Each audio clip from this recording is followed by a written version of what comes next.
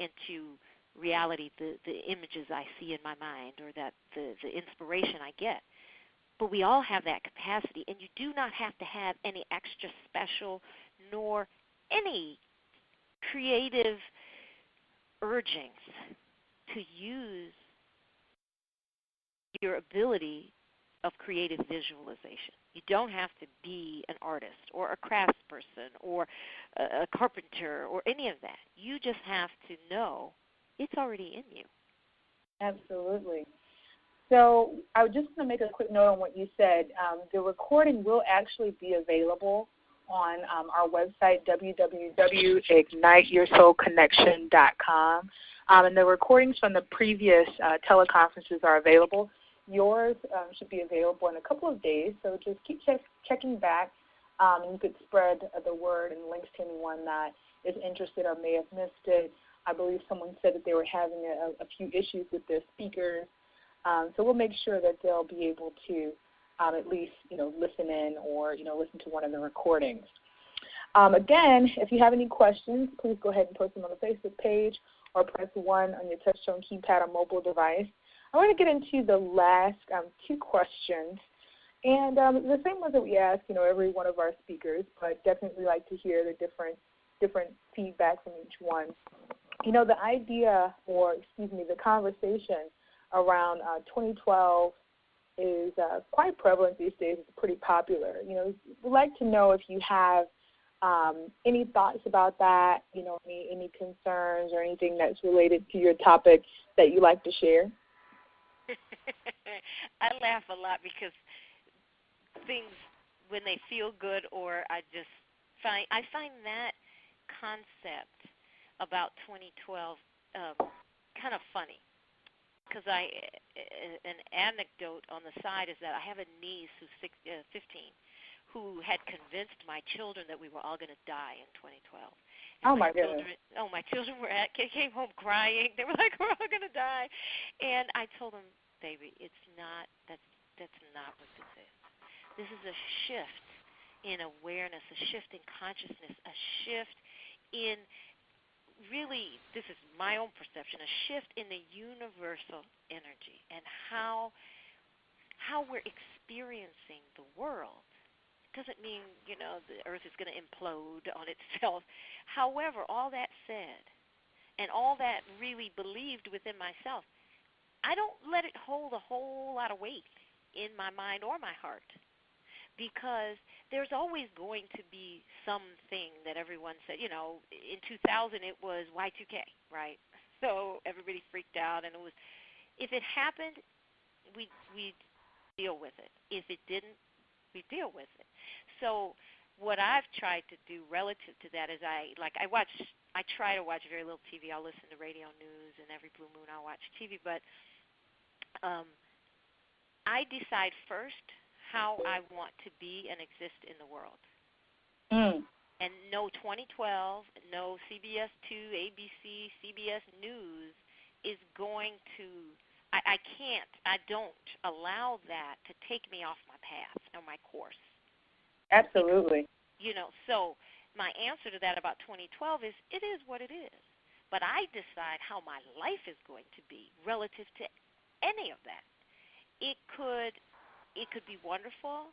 It could be awful. How do I want to exist?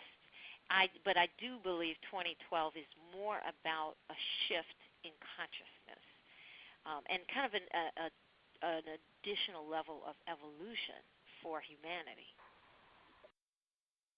Yeah, I love the way that you described or mentioned that you won't let it be determined, that you are going to determine what this is going to be for you, and choosing. And it goes back to what you said earlier, making the decision, deciding that it was going to be, or it is going to be, something positive and meaningful, and even more than that, empowering for you. That's an excellent space to be. There's so much possibility in that. And, I truly believe that sometimes that's really all that's needed. Sometimes you don't have to have your 10-year plan mapped out. Just the possibility that something could be better is just amazing enough. Just that the dark. Sometimes the dark is better than the roadmap. if you decide that it's going to be. I mean, it just depends. So I just think that's a wonderful thing. And what you're saying essentially is, and perhaps I'm a little jaded, not jaded, but I'm biased because I have architects in my family, but you're the architect of your own life. So you decide first, not secondary. Your decision about who you are in your own life and how your life is going to be has to be your decision first. Then anything else that comes to you, no matter how scientific it is, no matter how many tons of people it is, I mean, notwithstanding you're doing illegal stuff. That we're talking about, the legal world. And even some of that, sometimes there's room for, you go to some countries, maybe it's not illegal. But you have to first make the decision. Mm-hmm. And let the rest be extra. And then you decide what extras you want to bring into your world. Absolutely. So the next question that I have for you is, winter solstice is coming up. Is there anything that you do in observance of that? If so, what made you start? In observance of the winter solstice? Yeah, the winter solstice next week. Is something that you pay attention to at all, or? Yeah, I pay attention to my visualizations to go to Belize and get out of Chicago. Okay. Hey, I'm not upset at you. Today I had this huge coat on with fur around the collar, 2 scarves, and a jacket, and, I'm okay. I'm okay with looking a little crazy walking down the street. I'm from Texas. So, if I'm a little extra frigid than everyone else, I don't mind looking crazy to keep warm, Well, what generally with the change of seasons, I do my best to focus more on more intense cleansing. I tend to make more physical connections with my body. I will either do more cleansing, or I may do like a seasonal colonic in addition to if I've done some others. I also, around this time, the winter solstice, I like to, partly because it connects up with the holidays, I like to take that time to be more introspective, because the winter, in particular in places where we get all the 4 seasons, the winter is a time to slow down a bit. Or at least, sometimes we can't or we're not able to in the way we might want to in our work. But to be more introspective and kind of be in this place of not only planning, but some of that just being and some resting on a spiritual level, and then also for me on a health level. Christmas Eve dinner.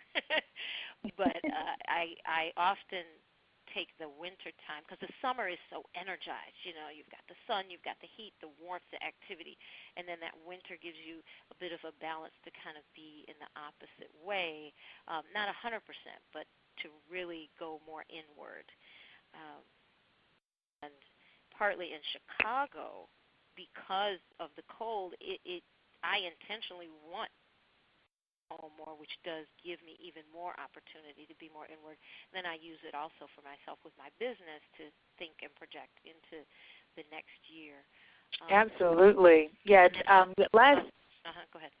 No, I was going to say last night we had a great call with Tammy Matthews. I'm not sure if you're on the line, but it should be on the website in a few days.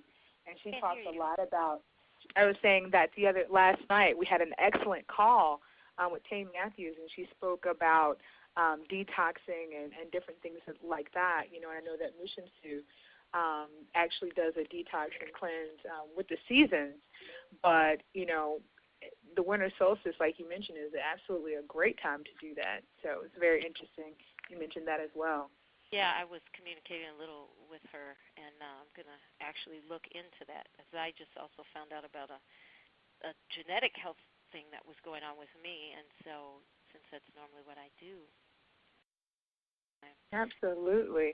So where can we get more information about you? Oh, especially those vision board workshops. I'm really excited about those. where can people find out more about visualization or contact you or find out more about the workshops? Well, we have my business partner and I, Kiela Upton, we facilitate dream board workshops, and we do the ones for the public actually at my art studio, the 4,000 square foot studio you mentioned at the beginning. It's a really inspiring place people love to come to because there's art everywhere. Most people have never been in an artist studio. And we have a website where we share that information because we have a workshop coming up on January 21st, just enough time for people to get settled into the new year and really kickstart those visions and dreams so they don't become just part of a file cabinet that doesn't get looked at again.